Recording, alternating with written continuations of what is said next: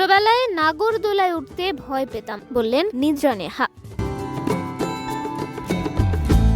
বাঙালির সবচেয়ে বড় উৎসবের দিন আজ, নতুন বছর সূচনা পয়লা বৈশাখ। দেশ জুড়ে সাজ রব, উৎসবের আমেজ। রাজধানী শহরে বর্ষবরণের অনেক আয়োজন রয়েছে আজ। চারুকলা থেকে শোভাযাত্রা ও আনন্দ র্যালি অনুষ্ঠিত হয়েছে। তবে অভিনেত্রী নিদ্রা দে নেহা মনে করছেন বৈশাখ তার সৌন্দর্য হারিয়েছে। অভিনেত্রী বলেন, বৈশাখীর উৎসবকে কেন্দ্র করে প্রতি বছর অনেক কিছু স্পেশাল থাকে।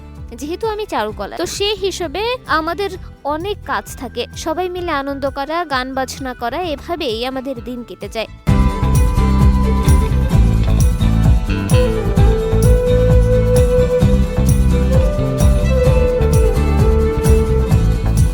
কিন্তু দিনের পর দিন যা হচ্ছে তা আমার কাছে বাজে মনে হয়েছে। বৈশাখের দিনটা কিভাবে কাটাবেন এমন প্রশ্নের জবাবে তিনি বলেন, এবার যেহেতু অন্যরকম বৈশাখ হচ্ছে, আমি নিজেও একটু ঠিক নেই, তাই ভাবছি পরিবারকে সময় দেব। এবার খাগড়াছড়িতে বিজু উৎসবে যাচ্ছি, ওদের সংস্কৃতি দেখব, পাশাপাশি পাহাড়ে পরিবার নিয়ে ঘুরবো।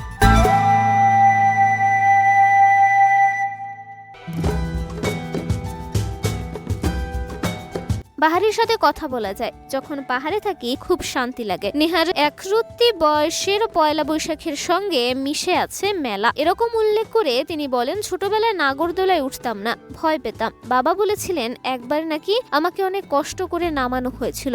তবে আমাদের বৈশাখ তখন খুব ভালো যেত। মামার বাড়িতে মাসি, মামা, মামি সহ সব বাচ্চা কাচ্চা ভাই বোন মিলে মেলায় যাওয়া হতো। তিনি যোগ করেন, পৌষ পার্বণে আমাদের কিছু ব্যাপার থাকে।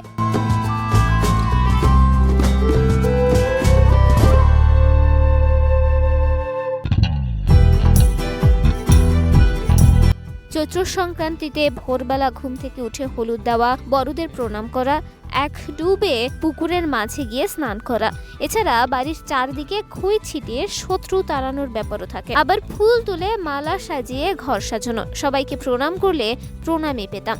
রাতে বিভিন্ন দল আসতো, তাদের শিব গৌরী বলা হতো, বিভিন্ন রকম গান বাজনা করতো।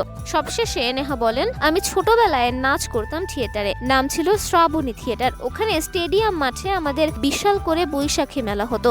ঢাকা থেকে গায়ক গায়িকা আসতো। নাচের অনুষ্ঠানের জন্য 1 মাস ধরে রিহার্সাল করতাম। স্কুল শেষ করে রাত পর্যন্ত চলতো। সন্ধ্যায় যখন হাজার হাজার দর্শকের সামনে নাচতাম, ওটা অন্যরকম আনন্দের ছিল। বৈশাখের ওই আনন্দটা এখন নেই।